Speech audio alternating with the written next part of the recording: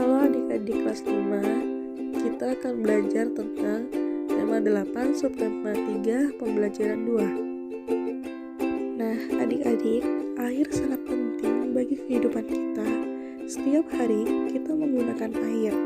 Dalam pembelajaran 1, kamu telah mengetahui syarat kualitas air bersih. Bagaimana jika kualitas air yang kita gunakan tidak memenuhi standar? Adik-adik, apa yang terjadi jika kita mencuci baju menggunakan air yang tercampur minyak?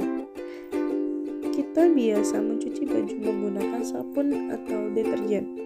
Sabun dan deterjen dapat mengikat kotoran dan minyak pada baju sehingga baju menjadi bersih.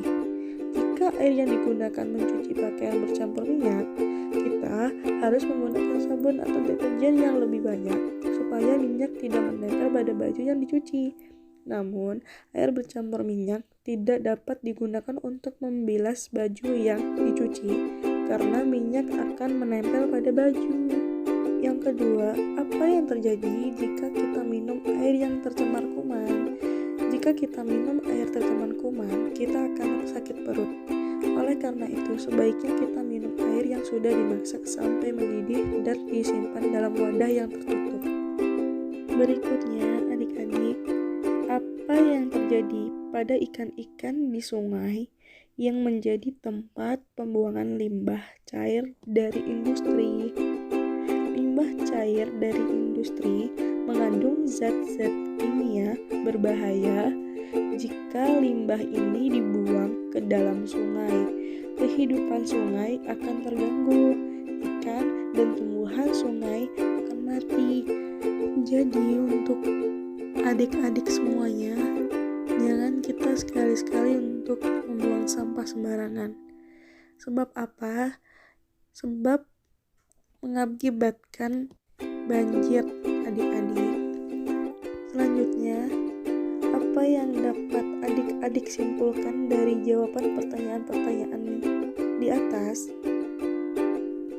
Kesimpulannya adalah kualitas air memengaruhi kehidupan di bumi, baik bagi manusia, hewan, maupun tumbuhan.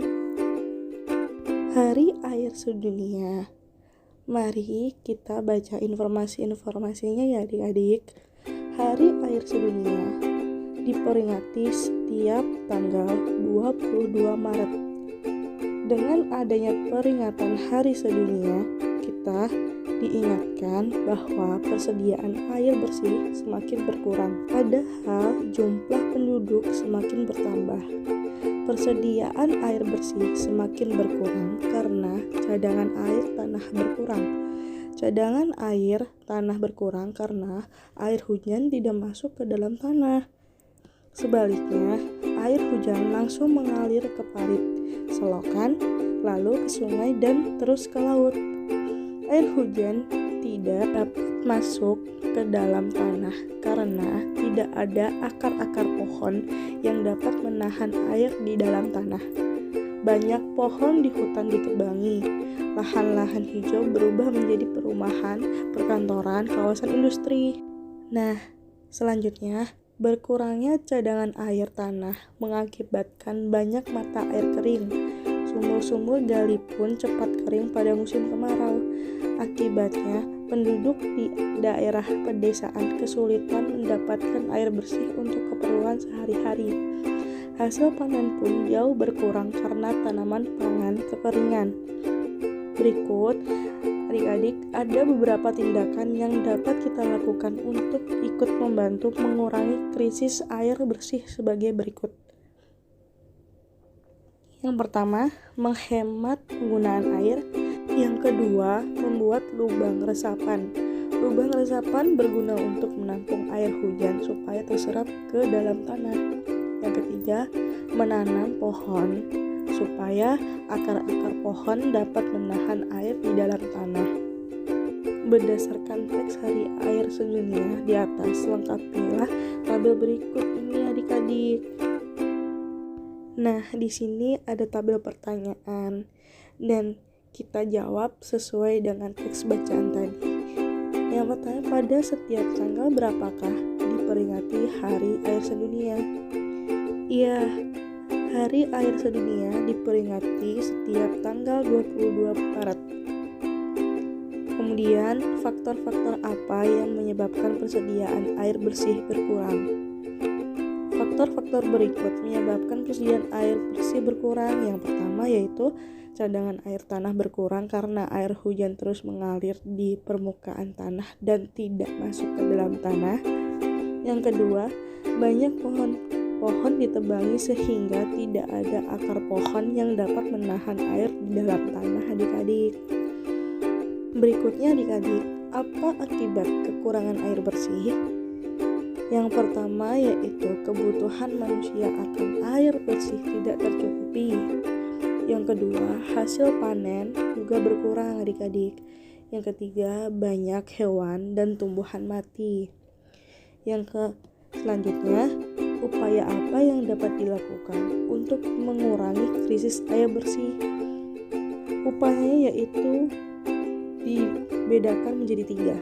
Yang pertama, menghemat penggunaan air. Yang kedua, membuat lubang resapan yang berguna untuk menampung air hujan supaya terserap ke dalam tanah. Yang ketiga, menanam pohon supaya akar-akar pohon dapat menahan air di dalam tanah adik-adik. Nah, air sangat diperlukan oleh semua makhluk hidup termasuk binatang adik-adik.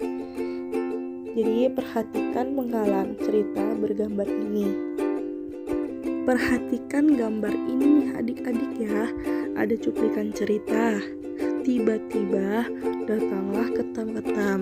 Ketam-ketam ini memohon pertolongan. Tolong kami, Kek. Air di sini tinggal sedikit. Kami sukar bernafas. Carikan kami tempat yang banyak airnya. Bersabarlah. Aku akan menolong kalian.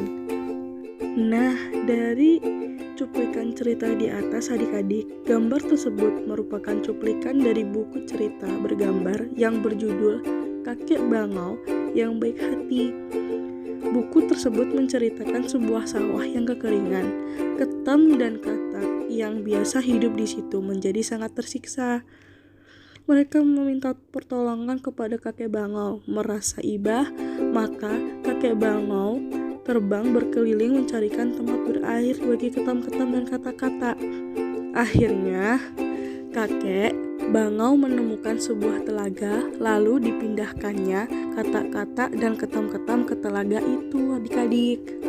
Adik-adik, dari cuplikan cerita ini nih, apakah gambar tersebut mendukung cerita? Iya, gambar tersebut mendukung cerita.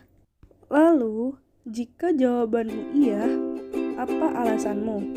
Dan jika jawaban tidak, apa juga alasanmu? Karena di sini jawabannya iya, maka alasannya gambar tersebut memudahkan pembaca dalam memahami suatu penjelasan atau cerita. Adik-adik, karya gambar cerita banyak kita temui pada buku cerita, terutama buku cerita bergambar ataupun komik. Perhatikan gambar berikut ya adik-adik. Di sini karya gambar tersebut berceritakan ikan dan Kak Diko. Kak Diko membeli ikan dipindahkan ke dalam akuarium. Bobby mengambil ikan diletakkan di lantai. Kak Diko melihat ikannya di lantai. Kak Diko pun bertanya kepada ibu, "Ibu, mengapa ikanku di lantai?" Bobby pun menghampiri kakaknya. "Aku yang memindahkannya, Kak. Kasihan ikannya kedinginan," kata si Bobby. Dan Kak Diko pun menjawab, "Ikan memang hidup di air, Bobby." Adik-adik telah melihat contoh karya gambar cerita. Apa ciri-ciri karya gambar cerita tersebut? Nah, di sini ada ciri-ciri karya gambar cerita nih adik-adik. Yang pertama, memudahkan pembaca dalam memahami suatu penjelasan atau cerita. Yang kedua, memberikan gambaran singkat isi tulisan atau cerita yang disampaikan. Yang ketiga, menambah nilai keindahan sajian sebuah tulisan ataupun cerita. Nah, adik-adik tentukan satu tema yang kamu pilih untuk membuat gambar cerita. Kamu dapat mengingat-ingat pengalamanmu yang paling berkesan. Kamu dapat mengambil beberapa contoh tema berikut. Yang pertama, mungkin adik bisa mengambil lingkunganku sehat, airku bersih. Yang kedua, aku menjaga sungaiku bersih. Yang ketiga, adik bisa juga mengambil tema Indonesia beragam, Indonesia kaya. Nah, selain ciri-ciri dan tema gambar cerita, kamu juga harus mengetahui teknik bergambar cerita. Semua ini sudah kamu pelajari pada tema 6. Mari kita ulangi lagi.